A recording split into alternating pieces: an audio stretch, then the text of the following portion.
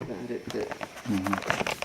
Tasha, when Tasha was born, and she really was just totally um, appealing and lively, and Mm-hmm. certainly as far as you were concerned, a pain in the neck, a pain in the ass, actually, or whatever. Did we? Did we fight from day one, or was it? Practically, I remember. I just remember like maybe from I don't know, like 6 or 7 to probably around 10 or 11 or something like that.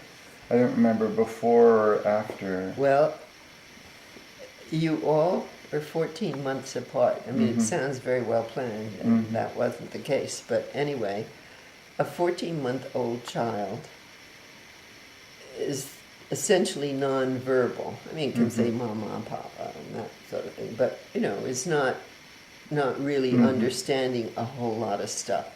And for each one of you, the arrival of the new baby was a traumatic event. When Tara was born, she had the world all to herself. Right. When Aaron was born, Tara would, and I would be nursing him, she would be sitting on my shoulder looking, and you could almost see the daggers coming out of her eyes, looking down at this monster, this sweet, adorable, huge monster waiting for him to go back to the hospital. When are you going to take that monster back to the hospital? When you were born, there was a bit of that from Aaron to you. By that time, We were in the same crib for some time, weren't we? In what became Tara's room, I think. I'm not Before sure. I went to my room and he went downstairs. You were in the same room. I don't think in the same Okay. crib. No, but in the same room. Yeah. Okay. Yes, you were, and yeah, that was for quite a while. There was a lot of as each new Right, thing yeah. came. But Aaron was really upset when you came. But again, at 14 months, Right. what can you say? But he was not pleased with your arrival. And when Tasha came, the one thing, and I can still see it so clearly in my mind, was there was a little playpen with kind of mesh for the sides, but a metal frame. And you and Tasha was a little baby lying in it, and maybe she, I don't know how was old, maybe 4 or 5 months old. I'm not sure how. I mean, she wasn't newborn, Right. but she was there just lying in the playpen, sort of playing away, but she wasn't doing things. She was, just sort of lying on her back. And you managed to climb up into the playpen, and I can still see you had your hands on the metal frame. You were jumping up and down on her stomach. Oh my God.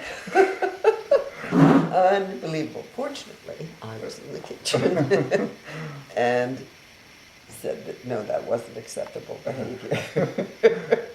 So, but you did not understand it.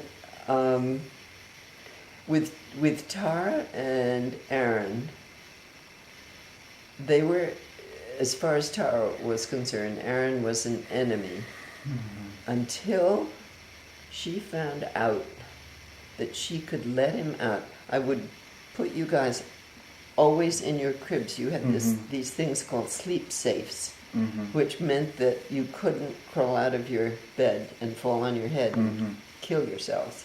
And they were lifesavers. I don't know how people can raise babies nowadays without them. And they weren't terrible things that kept you all imprisoned. You could roll around, you could sit up, you could even stand, but they were attached to the mattress so that you couldn't climb over and kill yourselves or break your necks or whatever, which was pretty common. And it meant that I could have some peace of mind knowing that you weren't going to break your neck. Right. Anyway, Tara really could not stand Aaron, and so it was probably about for the first year and a half of his life, she totally resented him. And then one time she found out during afternoon naps that she was no longer, of course, in a sleep safe, and she could go into his room and help him out of his crib, and the two of them could run up and down the hall upstairs when they were supposed to be taking naps and squealing and having fun together because they were old enough to know that they were doing something naughty, or at least she knew she was doing something naughty, and I don't know if Aaron did, but anyway, that was the turning point when they were in conspiracy against the parent. And so they really had, but it was, Aaron might have been 2 years old before she stopped resenting him, and each one went that way. Right. Yeah. And then I have